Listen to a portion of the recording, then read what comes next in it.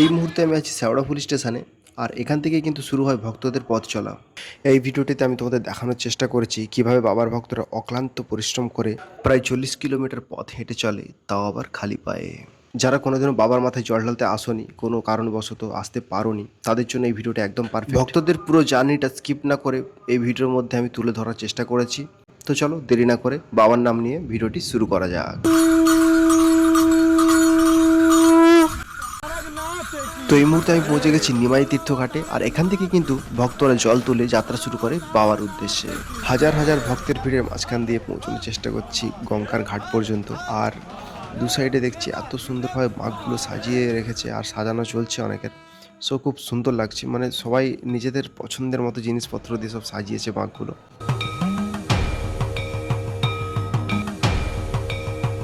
এখানেই এক ভক্তকে দেখলাম যে কিনা আনারস আর গঙ্গা মাটিতে খুব সুন্দর করে কলসিটিকে সাজিয়েছে। এখানে কিন্তু একটা বাঁকের ওজনই আছে 40 থেকে 50 কিলো, তার উপরে আবার এই আনারস লাগানো কলসি। সো কলসি, তার ভিতরে আবার গঙ্গা জল, সো সব মিলিয়ে হয়তো 100-150 কিলো একটা বাঁকেরই ওজন। তো ব্যাপারটা যতটা ইজি মনে হয় ততটা ইজি নয়, অ্যাকচুয়ালি কিন্তু প্রচুর হার্ডওয়ার্ক। তবে হ্যাঁ, যার যতটা সামর্থ্য, যার যতটা ক্ষমতা, ততটাই কিন্তু জল নেয়। সবাই কিন্তু 100-150 কিলো ওজনের জল নেয় না। বেশিরভাগ ভক্তরা কিন্তু ছোট ছোট বাঁকেই জল নিয়ে যায়। সবাই এই মুহূর্তে হঠাৎ করে ঝিমঝিম বৃষ্টি শুরু হয়েছে। আর বৃষ্টির মধ্যে ওই দেখো ব্যারিকেডের উপরে কিছু ভক্ত উঠে ওখান থেকে গঙ্গার জলে ঝাপাঝাপি শুরু করেছে। সো বৃষ্টিটাকে খুব ভালোভাবে এনজয় করছে ওরা। সো যাই হোক, বৃষ্টিটা থামলে আমি এবারে জল নিয়ে বেরিয়ে পড়বো বাবার উদ্দেশ্যে। এখানে এসে একটা জিনিস দেখলাম যে মোটামুটি সবাই বাবার ভক্ত। কেউ বাবার হাত ধরে যাচ্ছে, কেউ মায়ের কোলে বসে যাচ্ছে। মোটামুটি ছোট বড় সবাই বাবার ফ্যান। তো ভাই আর দেরি না করে আমিও জল তুলতে নেমে যাচ্ছি। আর জল তুলে এগিয়ে যাব বাবার উদ্দেশ্যে। সো আমার কিন্তু জল তোলার কোনো উদ্দেশ্য ছিল না, কারণ আমি এই ভিডিওটা বানাতে এসেছি। তো যাই হোক, আমি একটা ছোট ক্যান নিয়েছি, ক্যানে করে জল তুলে বেরিয়ে যাব বাবার উদ্দেশ্যে।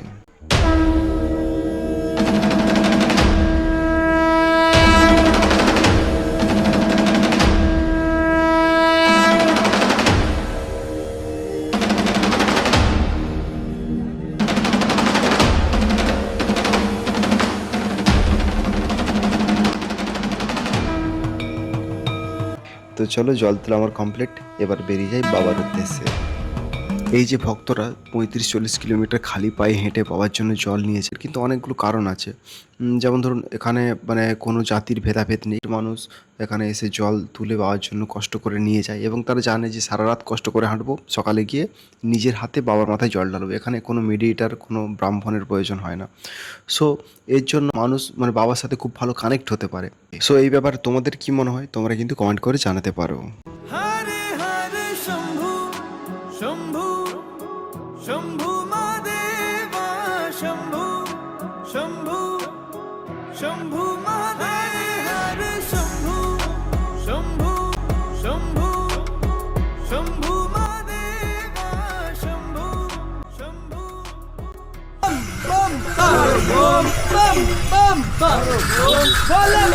এই মুহূর্তে ভক্তদের মধ্যে অনেক এনার্জি, তাই অনেকে ছুটাছুটি করছে, দৌড়ে দৌড়ে যাচ্ছে।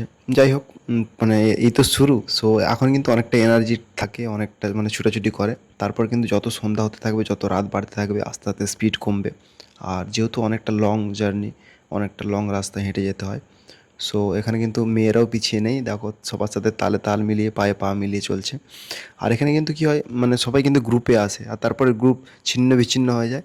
তারপরে কোথায় দেখা হয়, ডাকাতকালিতে, আবার কাশী বিশ্বনাথে। মানে আমি যখন প্রথম আসি একই রকম ব্যাপার। আমি তো ভয় খেয়ে গেছিলাম যে কোথায় যাব, কোথায় ওদের সাথে দেখা হবে, কোন রাস্তা কি জানি না। তারপরে কিন্তু ডাকাতকালিতে ঠিক সবার সাথে দেখা হয়ে গেছে। সো ব্যাপারটা কিন্তু খুব ইন্টারেস্টিং। আর যারা প্রথমবার এখানে আসবে, তারা কিন্তু ব্যাপারটা এক্সপিরিয়েন্স করতে পারবে।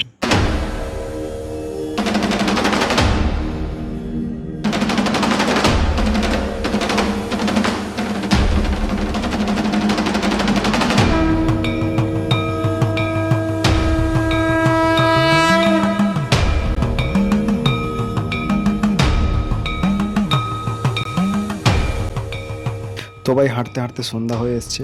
আর এখান থেকে আর কিছুটা হাঁটলে ডাকাতকালী মন্দির। তো চলো, তোমাদেরকে আমি ডাইরেক্ট নিয়ে যাচ্ছি ডাকাতকালী মন্দিরে।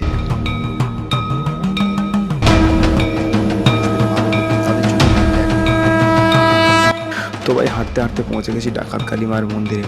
আর এখানেও কিন্তু ভক্তদের ভিড়, যদিও এখানে ভক্তরা বেশিক্ষণ থাকে না, এখানে মায়ের পুজো দিয়ে এখান থেকে মানে এখানে টিফিন ফিফিন করে হালকা, তারপর এখান থেকে কিন্তু বেরিয়ে যায়। আর রাত্রি স্টে করে কিন্তু কাশী বিশ্বনাথে। তাও কিন্তু এখানে অনেক ভক্তের ভিড় দেখে বুঝতে পারছো। আর এই মুহূর্তে কিন্তু মায়ের আরতি হচ্ছে, তো চলো তোমাদের আমি মায়ের আরতিটা দেখানোর চেষ্টা করি।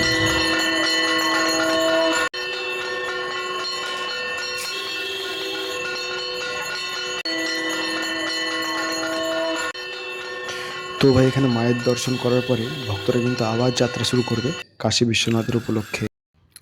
তবে এখানে অনেক ভক্তকে দেখছি যারা ঠিকভাবে হাঁটতে পারছে না, তবু কিন্তু হার না মেনে হেঁটে চলছে বাবার উদ্দেশ্যে। কতটা কঠোর তপস্যা করে তারপরে বাবার মাথায় জল ঢালতে হয় সেটা কিন্তু তোমরা এই ভিডিওটা দেখে ভালোভাবে বুঝতে পারবে।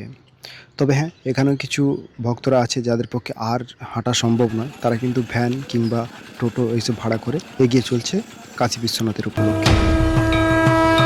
তো ভাই ফাইনালি পৌঁছে গেছি কাশী বিশ্বনাথে। আর তোমরা এখানে দেখতে পাচ্ছ হাজার হাজার মানুষের ভিড়, কেননা এখানে সবাই রাত্রে স্টে করবে। সবাই কেউ 2 ঘন্টা, কেউ 3 ঘন্টা, কেউ 4 ঘন্টা, যার যতক্ষণ ইচ্ছা এখানে রেস্ট করবে। তারপরে কিন্তু এখান থেকে ডাইরেক্ট তারকেশ্বরের জন্য রওনা দেবে। তো এখানে তোমরা দেখতে পাচ্ছ অনেক ভক্ত আসছে যাচ্ছে, আর এখানে অনেক ভক্ত শুয়ে আছে। আর আমিও এখানে ছাদে উঠেছি, ছাদেও ভাই পা রাখার জায়গা নেই। আর নিচে কোথাও বাবার নাম কীর্তন হচ্ছে। তো চলো আগে তোমাদের বাবার নাম কীর্তনটা শোনাই, তারপর আমি কয়েক ঘন্টা রেস্ট নেব, আর তারপর ভোরের দিকে বেরিয়ে যাব বাবার উদ্দেশ্যে।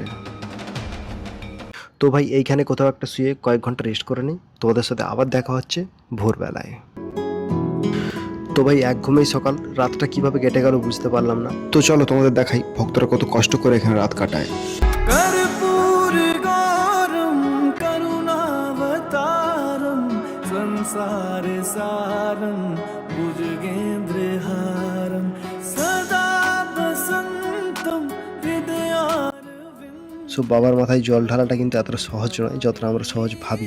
তবে হ্যাঁ, মনে যদি ভক্তি থাকে আর বাবার প্রতি ভালোবাসা থাকে তাহলে পুরো ব্যাপারটা কিন্তু খুবই সহজ।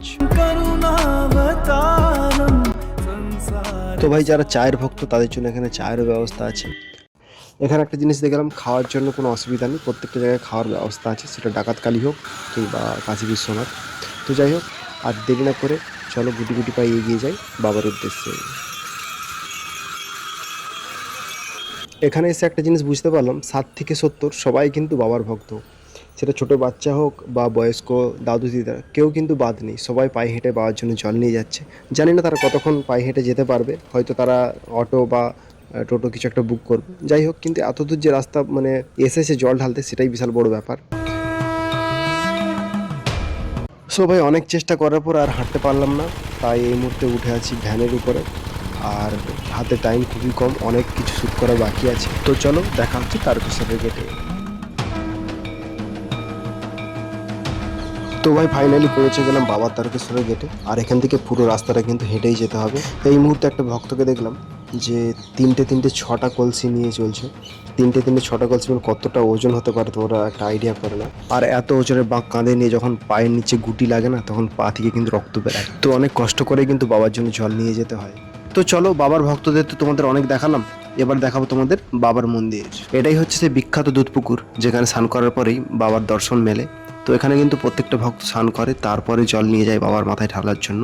এখানে স্নান করার পরেই কিন্তু শরীরের সব ক্লান্তি দূর হয়ে যায়। আর এখান থেকে এবার আমরা যাব বাবার মাথায় জল ঢালতে।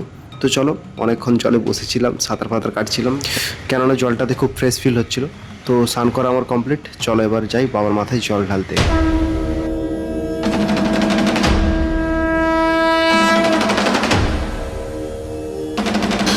তো ভাই এখানে কিন্তু ভক্তদের লম্বা লাইন, ভিডিওটাতে যেমন দেখতে পাচ্ছ, লাইনটা গিয়ে আবার ইউটার্ন নিয়েছে।